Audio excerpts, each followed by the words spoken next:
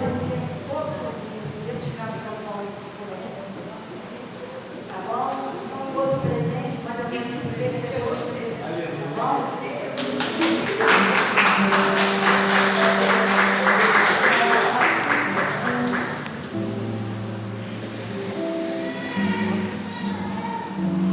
Glória a Deus.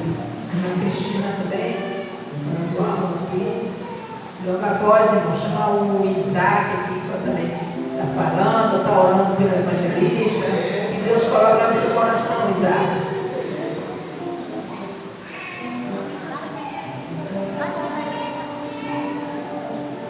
Salve, irmãos, para a paz do Senhor. Eu também não sabia que era um dia de graça, mas ainda estava para aquele dia de dias. Quem recebe o mundo da passagem, conseguia vir. Agora, depois de quarta-feira, eu não demoro, você tem. E falar da nossa amiga, evangelista, é gratificante porque ela foi minha vida de adolescente, né?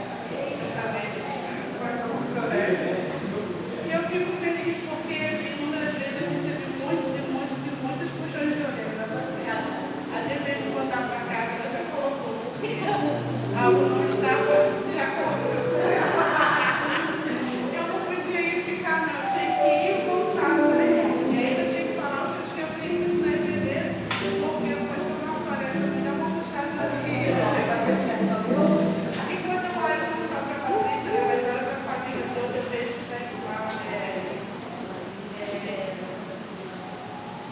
Aleluia, Deus. A vida dele mostra para nós que está escrito em Josué 24:15, que diz assim: eu e minha casa servirei a você. E quando eu olho para a Patrícia, eu vejo um exemplo de mulher, um exemplo de esposa, um exemplo de mãe, um exemplo de amiga, um exemplo de ajudadora. E em Josué ele fala de essa certeza que ele não estava sendo puro, ele decidiu de fato aqui servir, quando ele tornou isso público. Então, quando a gente torna isso público, a gente se posiciona diante do Senhor, as coisas não tendem a ficar como elas eram anteriormente. Nós temos que mudar e melhorar. E é isso que eu vejo na sua vida, Patrícia. Muito obrigada por ser esse exemplo. E por ser exemplo, a gente tem que seguir, porque exemplo bom a gente segue, aí a gente deixa você agradecer a Deus.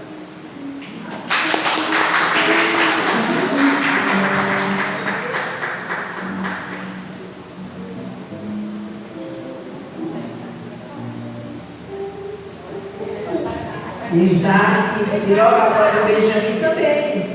Benjamin vai ficar sem falar não, tá, Benjamin?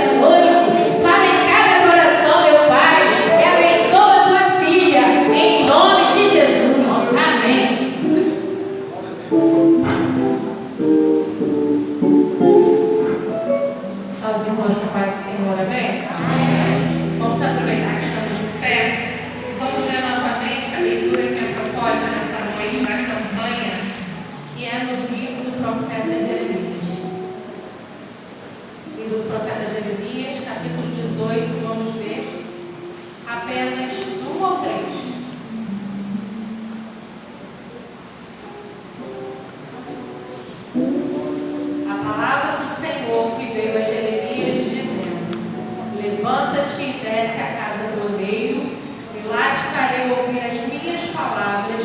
E desci à casa do oleiro, e eis que ele estava fazendo a sua obra sobre rodas. Vamos repetir só essa primeira parte do versículo 3? E desci à casa do oleiro. E desci à casa do oleiro. Os irmãos podem tomar assento. Que o Senhor nos abençoe essa noite. Eu quero agradecer a Deus e ofertar a Ele toda essa oportunidade mais uma vez. Agradecer a liderança dessa igreja, o pastor Marco Aurélio e a evangelista Patrícia. Agradecer a Deus pela vida da Patrícia, porque é um ponto de gratidão ao Senhor. Nós sempre costumamos dizer em casa, as meninas, né? Que nós fomos impulsionados ao nosso chamado pela Patrícia. Ela nos impulsionava a ler a Bíblia, a fazer tudo lá. Então, se hoje eu tenho oportunidade para pregar, além do meu esposo, a Patrícia é uma grande incentivadora do meu ministério. Eu agradeço a Deus pela sua vida, peço que o Senhor continue te abençoando, que Ele continue derramando saúde, graça e sabedoria sobre a sua casa, porque, como eu te digo sempre, não acabou, ainda tem muito estrada para percorrer ainda. Essa caminhada só começou. Mas vamos falar da palavra de Deus. O tema que é proposto é essas quartas, né, de agosto, que é o livro do profeta Jeremias. É um livro muito conhecido por nós evangélicos, né, cristãos. É uma passagem muito conhecida, que é essa passagem em que o Senhor vai fazer alusão, essa analogia à casa do oleiro. O livro do profeta Jeremias é escrito por ele mesmo, mas tem como um ajudador de sua obra o seu escriba, que era Baruque. Ele é responsável por ajudar o profeta a escrever todo o livro, a deixar registrado o que ele queria dizer. Esse livro foi escrito num período muito difícil, num período de muita apostasia da fé, em que muita gente estava se desviando da fé, e a gente vê que é muito parecido com o que está acontecendo, né? Nós conhecemos o Evangelho, muita gente gosta de dizer que é evangélico, mas aos poucos vão se apostatando da fé. Param de praticar aquilo que é bom aos olhos do Senhor e começam a viver de qualquer maneira. É muito interessante que muitas pessoas, quando vão pregar sobre o profeta Jeremias, elas vão dizer que ele era o profeta das lágrimas, o profeta chorão, porque ele insistia, o coração dele queimava, por mais que ele não quisesse falar, o Senhor insistia com ele que ele tinha que alertar o povo da desobediência, ele tinha que falar ao povo, porque tinha um cativeiro próximo. Então o Senhor usava, e o Senhor usa profeta em tempos difíceis, e o Senhor nem sempre vai usar o profeta para dizer o que você quer ouvir. Muitas das vezes o profeta vai te dizer coisas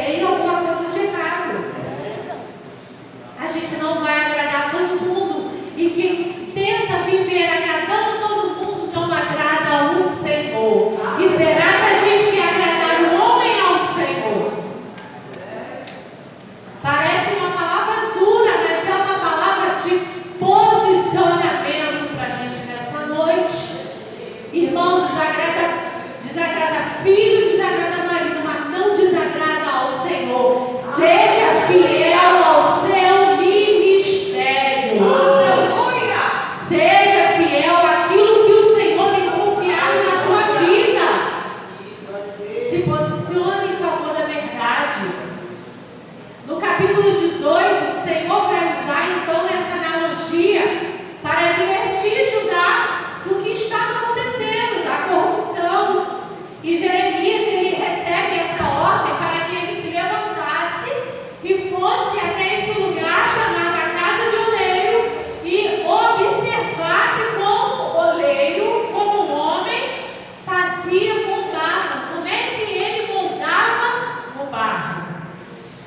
E aí ele vai observar o movimento em que ele está fazendo barro e o barro quebra e ele faz de novo. Mas diferente do oleiro homem, nós temos o nosso oleiro que é Deus, que ele vai nos quebrar, mas ele vai nos fazer perfeitos para a glória dele.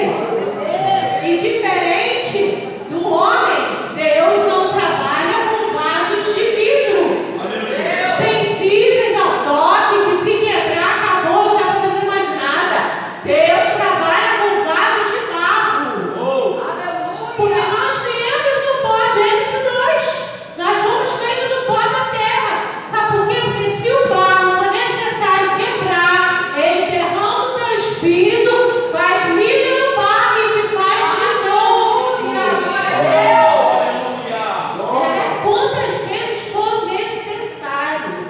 Eu não sei se os irmãos já tiveram experiência de ir a alguma fábrica de vidro. Quando eu fui ao Alberto Carneiro com o Rafael, eu fui numa fábrica que se fabricava vidros para o Brasil inteiro. E o homem lá fabricando todo o vaso, todo o copo de vidro que saía com um pequeno defeito era descartado. Ele não prestava para venda. E é assim que o diabo faz com a gente. Ele ilude, mas depois ele vai te descartar. Porque parece bom, mas não é bom o suficiente. O Senhor não. Ele é o nosso oleiro. Se ele te quebrar é por amor. E ele vai te fazer de novo. Ele não descarta os seus servos. O diabo descarta. E ele mostra para o mundo o quão perdido você está. Mas o Senhor, ele vai te refazer quantas vezes for necessário. Porque por amor, muitas das vezes ele vai nos quebrar. É por amor. Não é para envergonhar, é por amor. E não sinta vergonha de entrar nesse tratamento com Deus. Porque é sinal que ele tem propósito na tua vida. Quem passa uma vida inteira sem ser tratado é porque não está avançando na obra de Deus.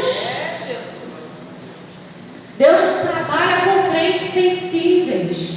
Deus trabalha com crentes disponíveis para fazer a obra. Aleluia!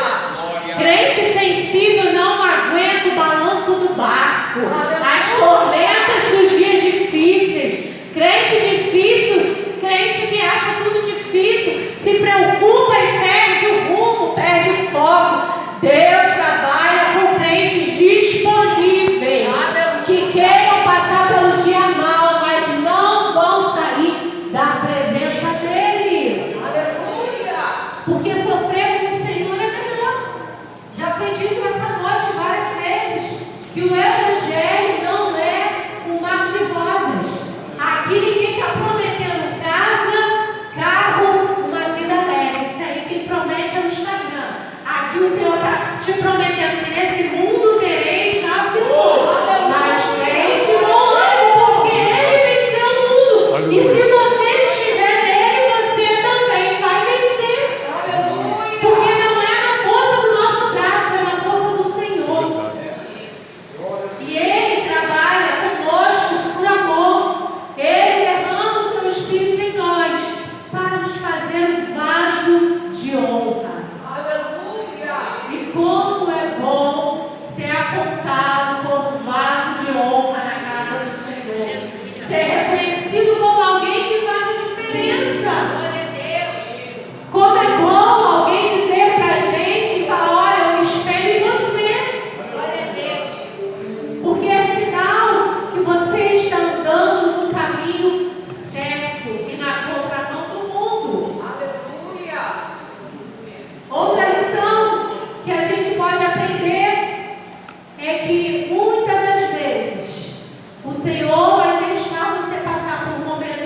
puros para entender o propósito que Ele tem na tua vida.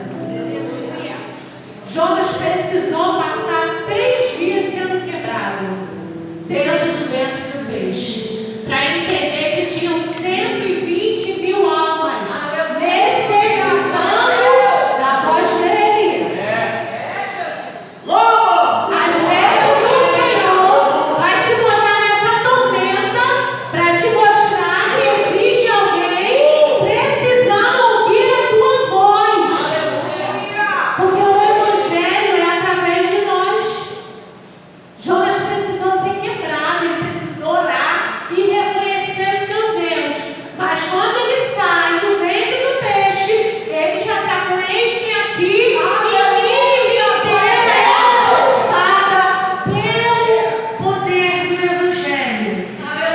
Uma cidade idólatra, uma cidade que não reconhecia o Senhor, uma cidade que sacrificava crianças, reconheceu que o Senhor era o Deus na vida de Jonas. Será que o Senhor nesta noite pode olhar para nós e reconhecer em nós Jonas nessa geração que leva o Evangelho, que prega o Evangelho e não precisa de muitas palavras, precisa apenas de atitude. O Senhor tem esperado de nós atitudes. Uma lição importante que a gente pode ter na nossa vida também é: qual é a vantagem de descer na olaria de Deus? Quais são as vantagens de ser quebrado pelo Senhor e ser refeito? Uma coisa que a gente tem que ter em mente é a maturidade cristã. Não há nada mais vantajoso do que ser quebrado pelo Senhor do que alcançar uma maturidade. E você só alcança a maturidade cristã quando você entende que afronta, crise, problemas não são para te matar, mas são para forjar em você um caráter de crente maduro, um crente que permanece, porque nesses últimos dias o Senhor está procurando os crentes que perseveram, os crentes que se colocam, como as irmãs dizem, na brecha e que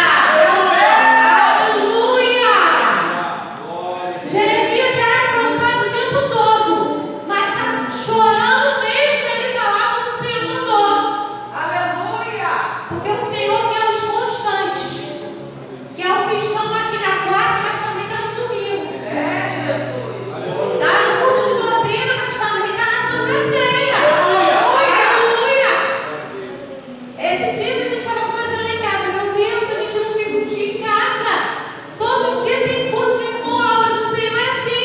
Deixa para descansar quando estiver no céu. Aleluia. E lá não vai sentir cansaço. E quando você estiver aqui na casa do Senhor e Ele estiver te dando saúde, procura uma ocupação na casa do Senhor. Aleluia. Enche a tua família da presença de Deus.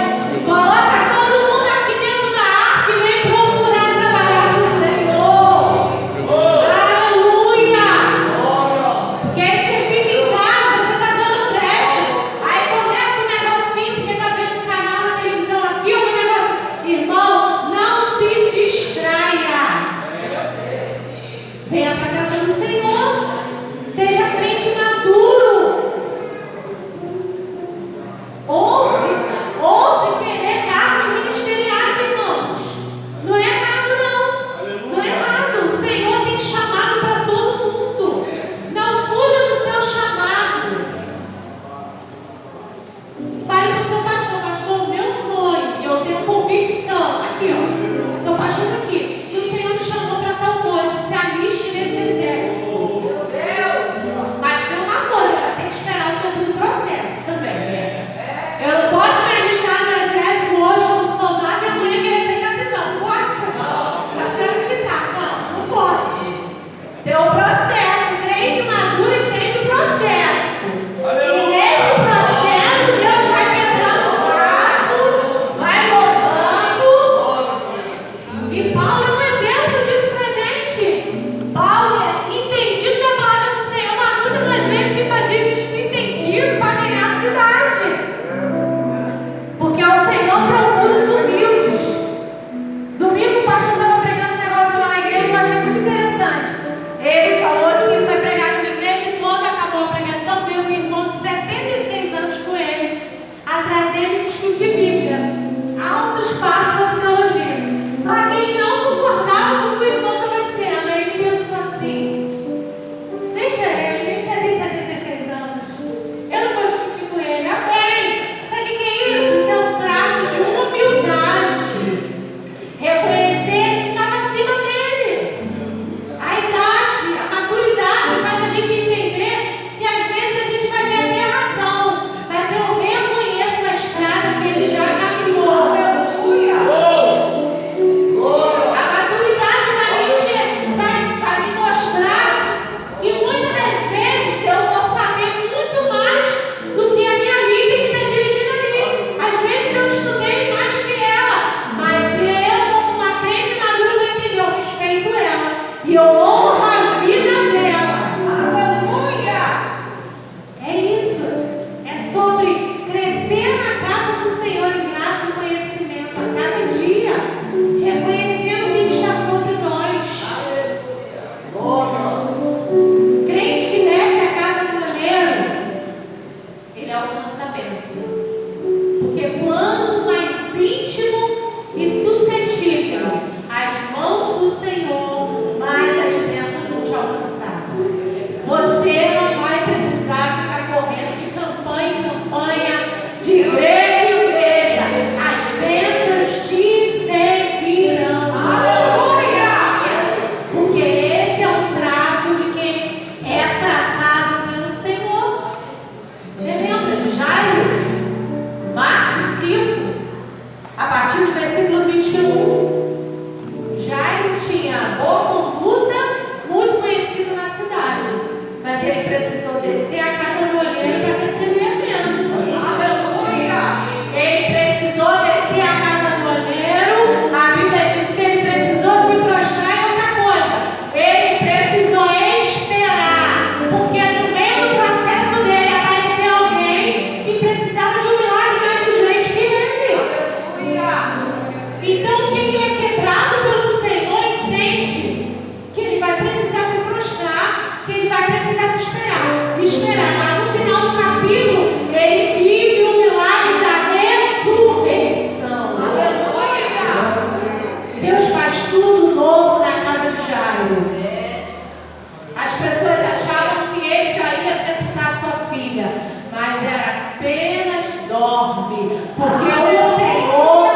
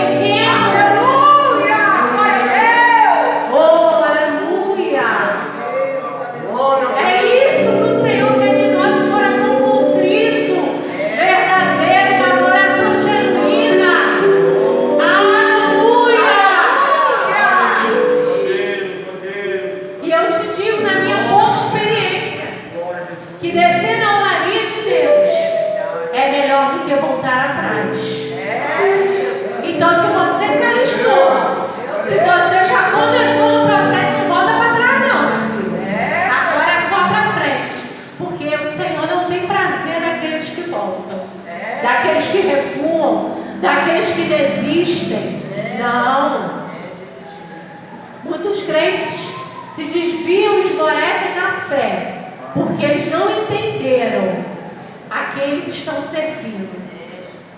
Esses dias já de 2 pessoas eu ouvi isso. Eu saí da igreja porque tinha uma pessoa lá e tinha um negocinho, aí eu me sentia excluída. Irmão, Jesus não exclui ninguém. Aleluia! Jesus sentava com o fariseu, Jesus sentava com todo mundo. Então não esmorece por causa do homem, olha para Jesus. Aleluia! Olha para Jesus, não volta para trás não, porque voltar para trás dói, voltar dói. Permanece. Se for necessário ser quebrado todo dia, você fala, Senhor, quebra esse vaso todo dia, mas eu quero permanecer. Aleluia. Porque é melhor permanecer aqui do que ser pisado por Satanás. É melhor passar pela escola que Deus está te alistando do que ter uma vida falsamente abundante no mundo. Então escolha permanecer. Se nessa noite você já está alistado no exército de Cristo, eu te convido a não olhar para trás. E a partir de agora, se apresentar no seu pastor, a sua igreja local, para o que tiver que fazer. Porque aquele que te recompensa é o Senhor. Aquele que te abençoa é o Senhor.